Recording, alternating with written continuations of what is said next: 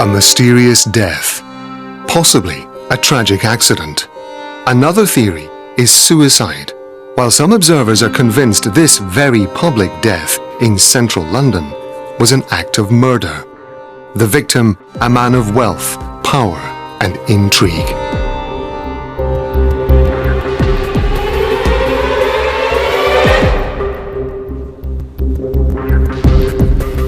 It was a midweek summer afternoon in the British capital, and most Londoners were going about their daily business. It was a Wednesday that followers of British politics remember as the day when Prime Minister Tony Blair was on his way to Buckingham Palace to offer his resignation to Queen Elizabeth. But there was another important event on that cloudy afternoon. Carlton House Terrace is one of London's most fashionable addresses. Former residents include 3 previous British Prime Ministers. It lies just a few hundred meters from Piccadilly Circus. On that June day in 2007, the genteel Rose Garden was filled with police, first responders to the strange discovery of a man's body lying on the lawn. The body was that of 63-year-old Dr. Ashraf Marwan, father of 2, a billionaire businessman, and a spy. His fall from a 5th-floor balcony would spark more questions than answers. Had he fallen? Did he jump? Or was he pushed? Dr. Marwan was the 3rd Egyptian living in London to die in this way. In 1973, the Egyptian ambassador to the UK, General Lathi Nassif, fell from a balcony in the very same building. And in 2001, actress Suad Hosni, known as the Cinderella of Egyptian cinema, also fell to her death. It's generally accepted that Ashraf Marwan was a highly valued intelligence agent.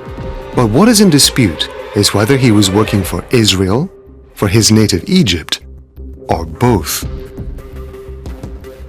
As is the case with any unexplained death in Britain, a police investigation and a coroner's court would attempt to find answers. Their role to draw different sections of law enforcement into the investigation.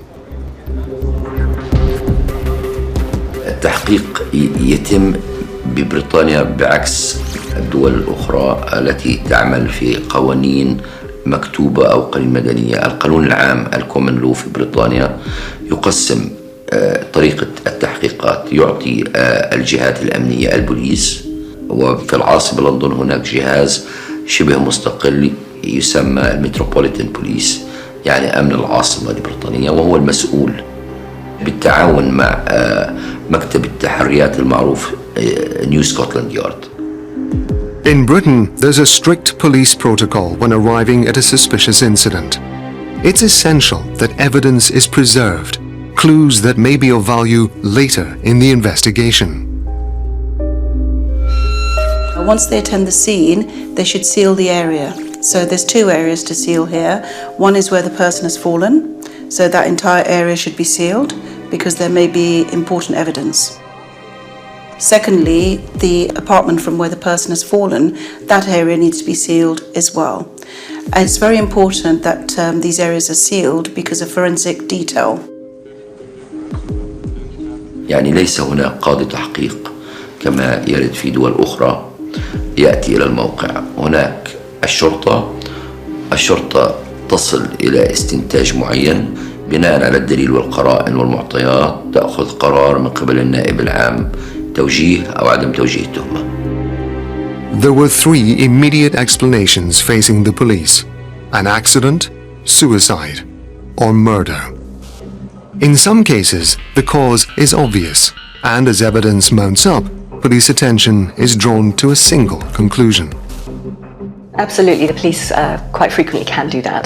And the problem is, once they do that, then they will look for the evidence to support that theory, potentially ignoring other more profitable avenues that they could be going down, or discarding bits of evidence that don't fit with that theory. So that can be a problem, and it happens fairly regularly. In this case, the police had undertaken an investigation, but it seems that the police had already predetermined themselves that this is a suicide case. So the police have come to the coroner's court. They've said this man has fallen over the balcony. We don't have any other evidence. What is certain is that Dr. Marwan was alive when he tumbled over the balcony of his luxury apartment. Initial police investigations looked at all possible options. The former editor of the British newspaper The Independent has followed the case closely. At the time, he poured doubt over the suicide theory, saying there were too many unanswered questions. No. One thing I do know about him were two things. One, he was a very proud man, and I don't think proud men kill themselves. Not like that. And the second thing was, he was a very meticulous man, and I don't believe he would have left unfinished business. It wasn't clear whether he... I don't think there was a note or anything like that. I mean, if there was, I didn't know about it. It just didn't seem right to me. The coroner's court would later establish that Marwan died from a traumatic rupture to the aorta, the main artery carrying blood from the heart. According to this document, published by WikiLeaks, Marwan's family does not believe he took his own life. He was planning for the future, and suicide did not figure in his plans. Dr. Marwan's family were very much of the mind that he did not commit suicide. So in order to persuade the coroner, that this was not a case of suicide, one would have to highlight certain things. So how did Dr. Marwan present in the days, weeks leading up to the 27th of June 2007? Did he seem happy? Did he have any plans? So I understand his wife was very clear that this was a 63-year-old man with everything to live for. He was still working, he still had an active life, and in fact he had holidays planned with his grandchildren. So you would highlight that, this is somebody who has got ongoing plans, so that they anticipate being around, not taking their own life. The inquest took place in London some 3 years later. It declared an open verdict, meaning that the death was suspicious, but with no clear cause. استمع القاضي الشرعي للأدلة وهو أخذ منحنيين. الأول، إذا كانت القضية قضية انتحار، وجد أنه حياة أشرف مروان وترتيباته والتزاماته كانت جدا طبيعية، وبالتالي لم يعتقد أنه كان في هناك ما يمكن أن يعطيه أدلة وقرائن بأن المسألة كانت مسألة انتحار. وأيضا وصل إلى استنتاج أن ليس هناك دليل كافي حسب القوانين البريطانية أن يكون هناك تحقيق بجريمة قتل أو توجيه اتهام لغائب. وصل في نهاية التحقيق إن الدكتور أشرف مروان ما فيش حاجة تثبت إنه هو انتحر وما فيش حاجة تثبت إنه هو اتقتل، وبقى open verdict في القضية. So the open verdict is where the coroner is saying something is wrong here, but I don't know what happened. There is not enough evidence before me to come to any conclusion as to how this death occurred. Therefore, it's called an open verdict.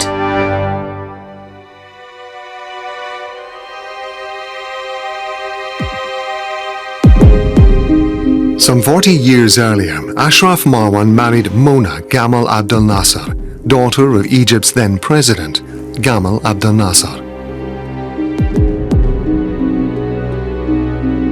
On the day her husband died, Mona was in Beirut, while their two sons were in Cairo. There are no independent witnesses to whatever occurred at 24 Carlton House Terrace on that June afternoon in 2007. Remarkable achievement of being Prime Minister for 10 years. For 10 years he has led our country, and no one can be in any doubt He has considerable achievements to his credit. So can I say on behalf of There are plenty of theories, but hard facts are in short supply. The scene offered investigators a lot of clues, but nothing definitive enough for them to come to a conclusion as to what exactly happened in the apartment.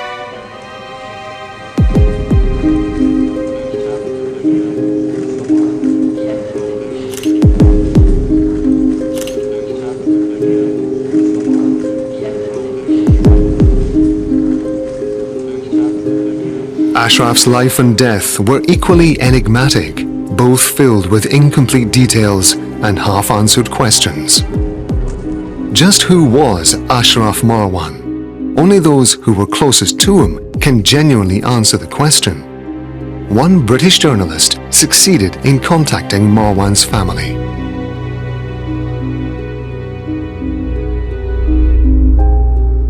I spent about 6 months trying to speak to someone from Marwan's family via their British lawyer. After a long period of time, unexpectedly, I'd kind of given up on ever hearing from them. And then out of the blue, I got an email from Ahmed, who was Marwan's younger son. And he said, meet me in London tomorrow at lunchtime.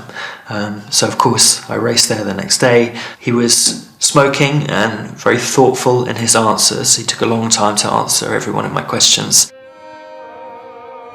So I asked him about soft questions initially, just to tell me about his father, what was it like growing up. Came in with some of the more pressing questions that I had. For example, did he believe that his father killed himself, and if not, then who was behind his death? For the Marwan family, it was very important that the coroner's inquest would show that Ashraf did not kill himself, for their faith and for also the pride of their family. They are completely satisfied that the investigation showed that to be the case, that Marwan did not kill himself. For me, I don't quite buy that, because if it was my father and I found out that he didn't commit suicide, I would still want to know why he wasn't with us. There's some evidence that Dr. Marwan thought in those final days that his life was under threat. Marwan's widow, Mona Abdel Nasser, has rarely spoken publicly about her husband's death. But in July 2010, she did agree to a London newspaper interview. She claimed that agents of the Israeli intelligence service Mossad were behind her husband's death, though there's no evidence to back this up.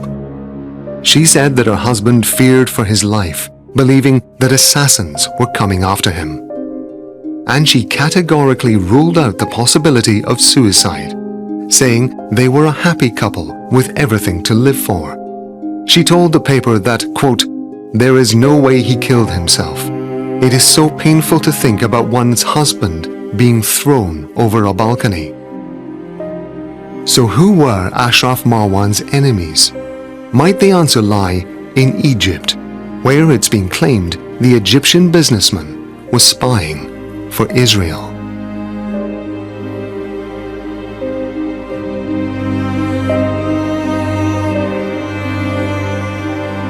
الإجابة أن أشرف مروان كان له أعداء كثيرين، وبالتالي فإن المستفيد من إسكات صوت أشرف مروان هم جهات عديدة، على رأسها المخابرات الإسرائيلية، فضلا عن كل عملاء وسلاسل تجارة السلاح التي تعامل معهم أشرف مروان، خصوصا فيما يتعلق بصفقات التسليح لاتجاه المملكة العربية السعودية أو تجاه الجماهيرية العربية الليبية.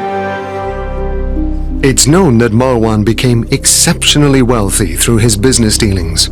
In London, he owned a share in Chelsea Football Club and had a business reputation for playing by his own rules. Oh, he upset lots of people. He had dozens of companies all over the place in Liechtenstein, and he was into any deal that he could make money from. Now, I've got no direct knowledge of these deals, but I do know of a number of companies that he was involved with. And any one of those could have turned sour. Marwan's career was both long and in many ways distinguished. His marriage to the daughter of the Egyptian president opened many doors for him. Some believed that he owed his reported billionaire status to having amassed a fortune brokering arms deals. During his lifetime, Marwan was described as a diplomat, a businessman, a politician, a government advisor, and a spy. It's likely that at different stages, he performed all of these roles. But the name Ashraf Marwan is best known for espionage. There's no question that he spied for Israel. He may, however, have been a double agent, with his true loyalty being to his native Egypt. Well, as all countries, Israel is any other country interested in intelligence. That's the way you know what your enemy and sometimes your friends think. So the best way, having someone so close to the president, someone that was the son-in-law of Gamal Abdel Nasser and later the president Sadat, was invaluable for accumulating information and close to the decision-making, as was the case of Eli Cohen, the Israeli spy in Damascus a few years earlier. At first, the suggestion that Ashraf Marwan, a man at the very heart of Egyptian society, had spied for Israel seems implausible. But what's intriguing about the Marwan case, again, there are many things that we don't know, but what we do know, I think, fairly well documented from the Israeli side, not from the Egyptian side, is that Marwan offered his own services to the Israelis. There are several stories about how Marwan was recruited as an Israeli spy.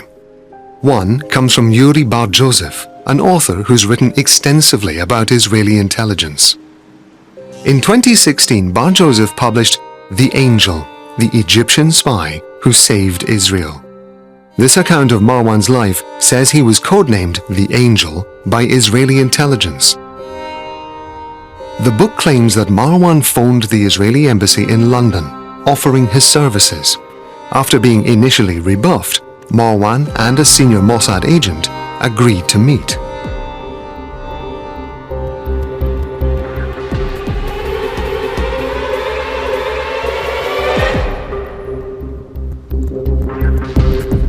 A series of phone calls and messages followed. The Mossad agents realized quickly that this was a potential source like no other, the son-in-law of the Egyptian president. A message was sent to Marwan to go to a nearby cafe. The Israelis were initially skeptical of the approach, wondering if Marwan's true intention was to become a double agent in order to feed false information back to them. Marwan pushed an envelope across the table. Later, the Jerusalem Post reported the European head of Mossad as saying that material like this, from a source like this, happens once in 1,000 years. Well, any case officer who receives potential walk-in or a double agent will always assume the worst. And the best way that a walk-in can establish their credentials is by producing, first of all, proof of their own identity. Secondly, proof of their access to the kind of information that would be of interest to the recipient. And thirdly, best of all, would be to provide a specimen, so examples of really good intelligence, which demonstrates the status of the agent and his or her level of access. As to the contents of the envelope handed over in the London cafe, that remains a mystery. Also unknown and subject to much speculation are Marwan's motives. Yeah, and obviously most of the documents of what he provided are still under wraps and take time until all of them will be revealed. But the fact that he became even closer to Sadat than it was to his father-in-law that was more suspicious of him. He saw him more as a young playboy that was more interested in political power than in his own, in in his wife, that was Gamal Abdel Nasser's daughter. This was a time of profound political change in Egypt. On the 28th of September 1970, Nasser suffered a sudden heart attack and died at the age of 52.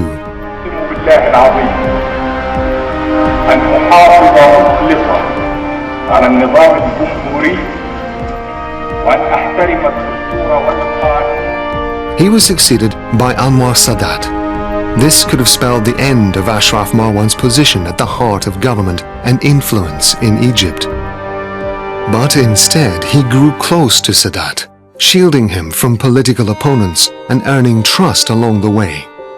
He represented Egypt in a number of high-level missions with two Arab neighbors, Saudi Arabia and Libya. Ashraf Marwan was positioned at the center of Egypt's decision-making, while at the same time feeding information to its greatest regional adversary, Israel. Ashraf Marwan fit the bill of someone that Sadat would like closer to him. More Western-minded, more economic-minded, and as a result of it, he trusted him, but the more he trusted him, the more Ashraf Marwan became invaluable to the Israelis.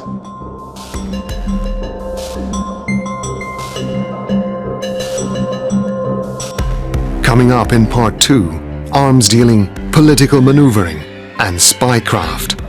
The everyday world of Ashraf Marwan.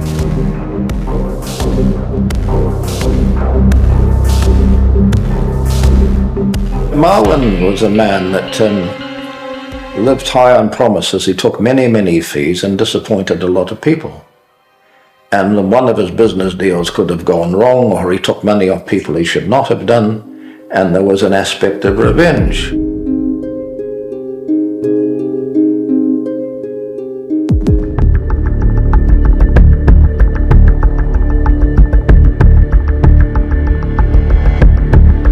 Ashraf Marwan was an Egyptian billionaire businessman living in an upmarket London apartment.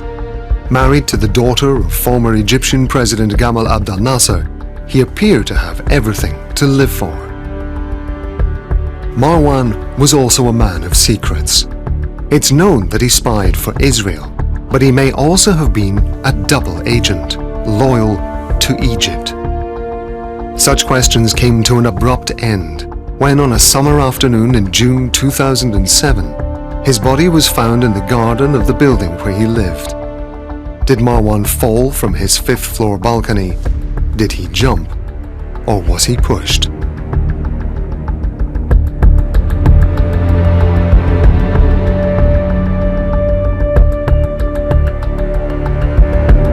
A book written by a former director of Israeli intelligence at the time of the 1973 Arab-Israeli War refers to a secret agent supplying high-level information to Israel. The claim was that this operative was working deep inside the government of Egypt's President Sadat. It was alleged that this spy fed the Israelis crucial information about Egypt's plans for military engagement with Israel. It's also claimed he leaked sensitive information about Russian arms supply links with Egypt.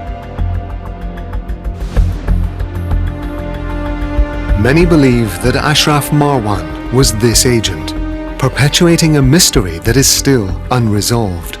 He remains celebrated as a loyal intelligence agent by both Israel and Egypt. أول حاجة علشان تجيب على هذا التساؤل يجب عليك أن أنت تقضي ساعات طويلة من البحث والدراسة والفحص، تدرس كل شيء أولا كان في حياة أشرف مروان على مستوى عمله في رئاسة الجمهورية.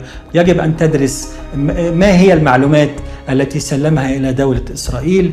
معلومات أشرف مروان عندما تدرسها لن تجد فيها أنها أدت إلى مثلا إبادة كتيبة مصرية، لم تؤدي إلى أي شيء استراتيجي على الأرض يؤدي إلى ضرر الدولة المصرية بشكل موجع، يؤدي إلى خسائر بشرية أو خسائر في العتاد وفي الأسلحة. علشان كده أنا بقول أشرف مروان كان عميلا مزدوجا مصريا خالصا بامتياز.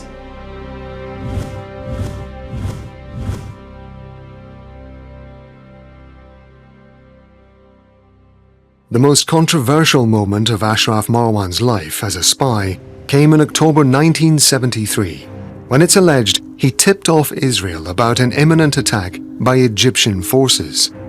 A series of clandestine meetings and phone calls involving pre-arranged code words warned Israel that the 1973 Arab-Israeli War was just hours away. This coincided with the Jewish Day of Atonement, Yom Kippur, when much of Israel was closed for the holiday. In Tel Aviv, the government faced a decision. 6 months earlier, Marwan had given a similar alert, but the predicted attack did not come. There was also some confusion over the time of the attack, whether it would come by day or night. Either too late to warn them, or not convincing enough to leave Israel to mobilize its reserve forces. Bear in mind, Israel always had the strategy that the conscripts are the ones that need to hold any surprise attack for around 48 to 72 hours. Analysts agree that Marwan did indeed alert the Israelis about the imminent start of the 1973 war. It's also clear that his predicted timing was out by a few hours. Was this simply a mistake or a deliberate tactic to wrong-foot the Israeli military? I think this is the very heart of why there's speculation about him being an Egyptian double agent. Because if he fed this information and it was wrong, even just marginally wrong, it still gave the Egyptians a huge advantage. You know, they were able to cross the Suez Canal, they were able to regain some part of the Sinai Peninsula. So I think it's interesting. It could well have been that he didn't have entirely the right time and it was an innocent mistake and he was just trying to help the Israelis. But I think also it does cast a very interesting light on actually him potentially still being an Egyptian double agent. With both sides claiming Ashraf Marwan as a hero, who would want him dead? It's possible that whichever country he was really betraying may have exacted revenge. Again, there are theories, but little hard evidence. What makes sense doesn't necessarily happen in history. But if this is the case that he was killed by someone, there is more than one candidate to do that. Who said it's the Mossad and not, for instance, some of his enemies in Egypt? So what has Egypt got to say in response to Israeli sources who claim Marwan as one of their agents? Was his death an act of revenge in response to his alleged betrayal of Egypt's national secrets? المخابرات المصرية على حد تقديري ليست طرف عندي معلوماتي. وبعدين عاوز اقول لك حاجة، ان أشرف مروان يوم ما قتل كان حسني مبارك في السلطة، ولا يمكن ان اي جهاز النهارده يبتدي يتصرف مع أشرف مروان لانه كان على علاقة وطيدة بعائلة مبارك وحسني مبارك.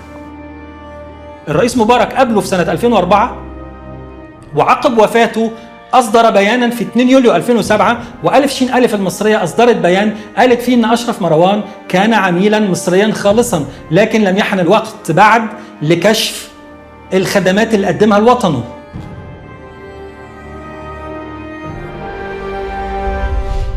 If Marwan was murdered, and that's by no means certain, could those responsible have been linked with his business dealings? Following the October 1973 war, Egyptian President Sadat appointed Ashraf Marwan as a presidential international representative. In March 1974, a decree appointed Marwan to this high-profile role.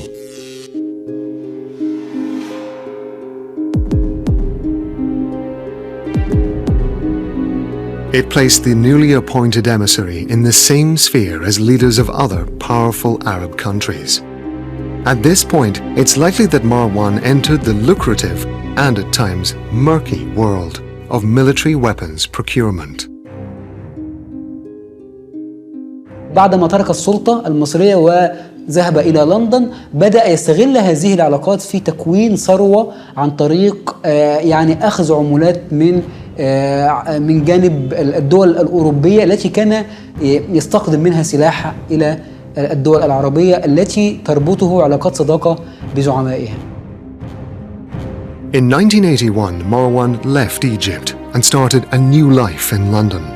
He thrived in London's corporate business scene. Having already forged high-level connections in the Middle East, he made new business relationships with prominent figures, including the late Tiny Rowland, a controversial high-profile business figure. Rowland was connected with a company called Tradewinds with an international footprint. Marwan also maintained his contacts in the Middle East, including with Ahmed Gaddaf al-Dam, cousin and close confidant of the then Libyan leader Muammar Gaddafi. The idea of Tradewinds was a private cargo company which would, with Rowland's input, transport throughout the Middle East and Africa goods and services that Marwan could introduce, including weapons. And the Tradewinds company was supposed to be shepherding weapons around Africa for the Libyans and everybody else. كان بيتعاون مع النظام الليبي، وكان بيتعاون مع الرئيس روبرت موجابي، وكان بيتعاون مع أوغندا، وكان بيتعاون مع عدة ملفات شائكة وخطيرة في تصدير بعض النوعيات من الطائرات وبعض الأنواع من المركبات وبعض الأنواع من الأسلحة. Could it be that Marwan's death was connected to his dealings in the international arms trade? شوف، موضوع أن تدخل في مافيا السلاح فلا بد أن تعلم تماما أنك يا تمشي نهايتك في النهاية يوم ما تبتدي ما تبتديش توفي التزاماتك في هذه التجارة، ما قدامك فاصل غير القتل، ما فيش فاصل آخر، ما فيش طرف تاني، يا إما تشتغل صح يا إما تموت. من كان يريد اغتيال أشرف مروان إذا كانوا من هؤلاء الأسياد كان المفروض يختلوه على أرض تكون نتائج العملية فيها ستكون أقل ضررا، فكان ممكن اغتياله على أرض إفريقية من الدول العالم الثالث، وكان الموضوع هيبدو أبسط كثيرا مما كان يبدو لو الاغتيال تم في عاصمة كبرى من العواصم العالمية الرئيسية مثل لندن. Marwan's business dealings in London were complex. He bought and sold commercial property and invested in several high-profile British companies across a wide range of sectors. He also had a stake in a leading London football club. I met Ashraf Marwan probably 7 or 8 times. Most of those times were in the late 80s, late 1980s. I'd been introduced to him by Tiny Rowland, and the point about Marwan for me, the interest for me at that time was that he had been buying share stakes in a lot of British companies. He'd suddenly appeared from nowhere and he was buying strategic stakes, 15% here, 30% there, and nobody knew who he was.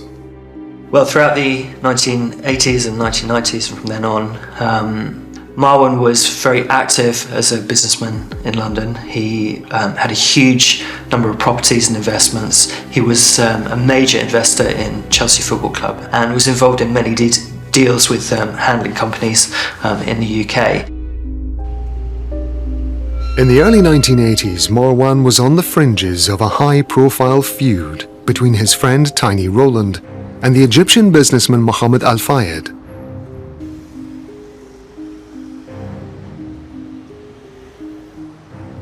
The two were battling for control of House of Fraser, the company that then owned the luxury London department store, Harrods.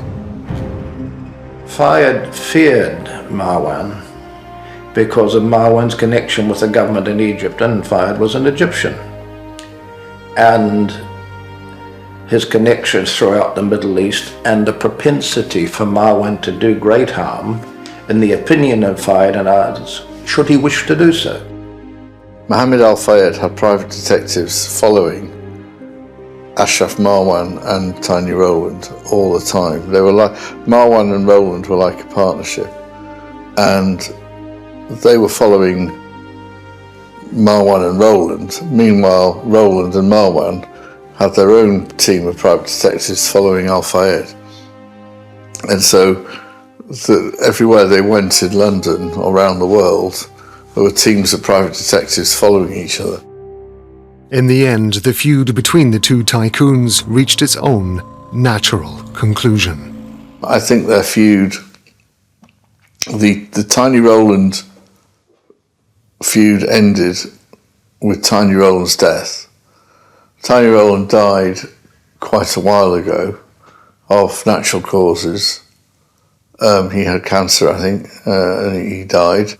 And I saw a lot of Fayed around the time of Diana's death and Dodi's death. I never heard Fayed talk about Marwan.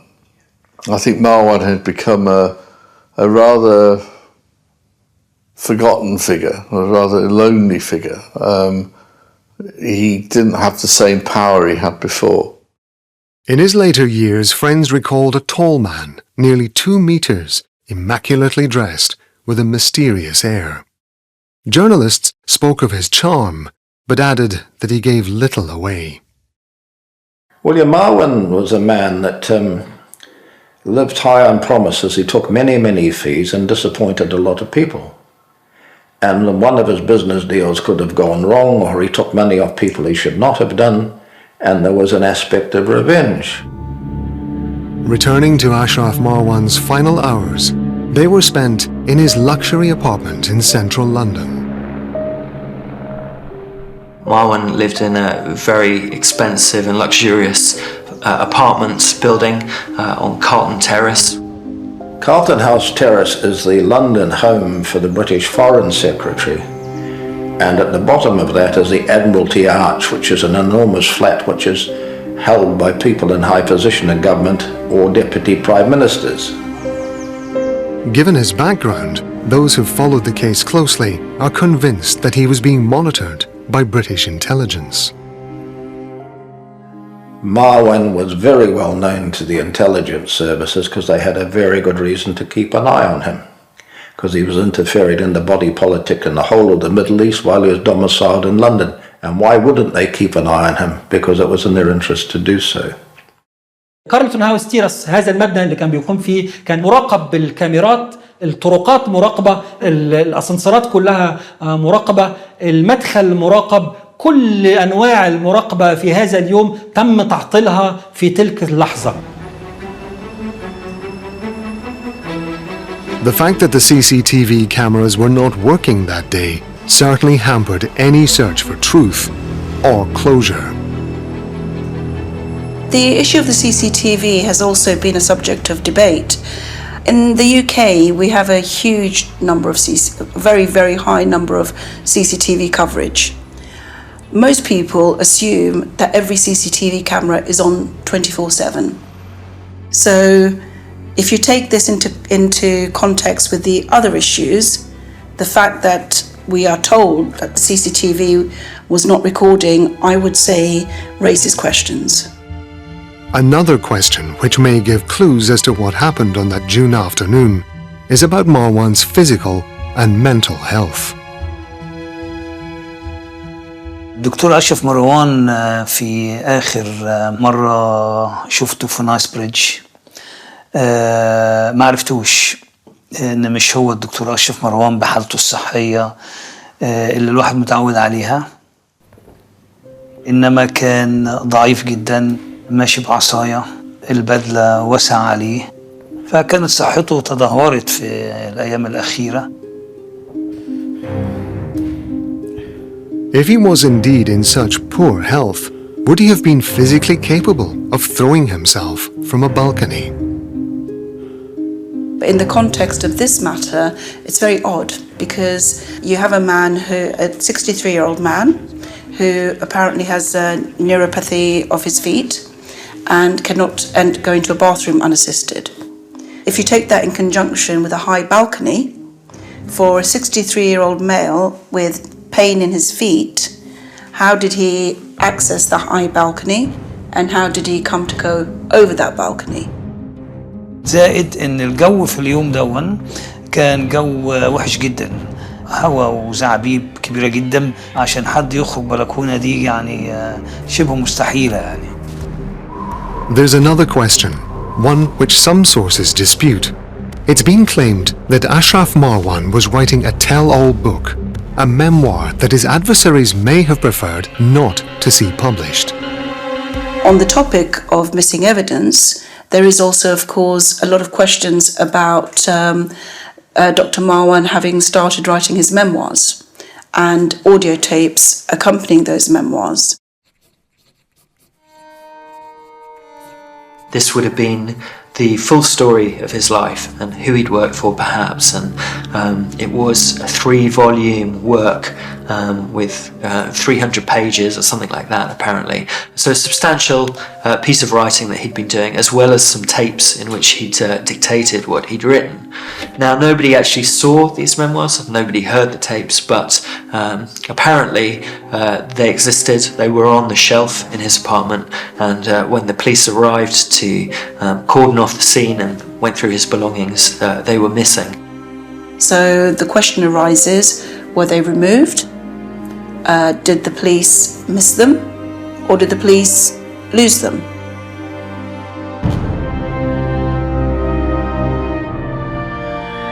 The matter of the alleged missing memoirs is a question that Al Jazeera wanted to put to London's Metropolitan Police, who investigated the case. However, they declined the request to appear in this programme. In those days, the London police were a branch of the Conservative Party.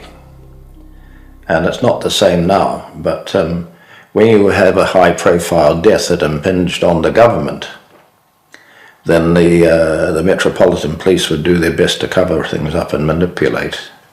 It's not the same now. There were witnesses to Marwan's fall from the 5th floor balcony. 4 men were meeting at an adjacent building. By coincidence, they worked for one of the victims' companies and were expecting to meet their boss later in the day. One witness, Joseph Rapasi, says he saw Dr. Marwan fall.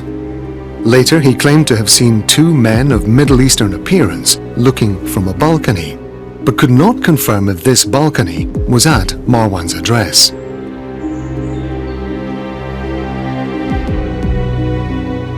Al Jazeera wrote to Mr. Rapasi and to another witness, Isam Shauki. However, neither man replied. So what is known of the 2 men said to be of Middle Eastern appearance? Apparently that has been what's been reported. In the second wave of investigation, it was reported that yes, they did know who they were, but their names have been kept as a secret. So, you know, there seems to be very much a British intelligence establishment cover-up around this case, which is suspicious in itself. However, any criticism of the police investigation must be seen in the context of the outcome of the coroner's inquest. It declared what's called an open verdict, the legal term for a death that is suspicious but unexplained. If they knew, for instance, who may have had a reason to kill Marwan and it did not suit the body politic to explore it much further, then they would cover it up. And they would cover it up for 2 reasons, in my opinion. Firstly, it would have done the British government no good. A man like Marwan, who was no longer around, well, that could be thought to be advantageous. He's gone. He's of no use to us. He's of no harm to us anymore. Let's not rock the boat. The second thing is the turbulence in the Middle East, which is bad enough anyway. You don't want to start an investigation then to find perhaps that one of your allies may have had a hand in the murder of a protagonist. You know, bad investigation, yeah, but good politics.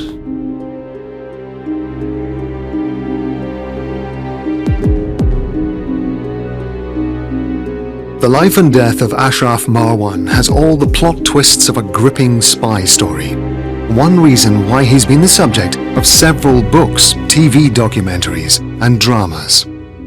The truth of his life is in every sense stranger than fiction. his marriage to the teenage daughter of the Egyptian president Gamal Abdel Nasser, his later relationship with Nasser's successor Anwar Sadat, his move to London, and the phone call to the Israeli embassy offering his services as a spy. His role in the 1973 Arab-Israeli War. Did he tip off Israel to give them a military advantage, or deliberately pass on flawed information to help Egypt? Spy, arms trader, international wheeler-dealer in London, accumulating vast wealth, and in June 2007, his unexplained death. As with all spy stories, the lines between truth, lies, fact, and fiction are never quite what they seem.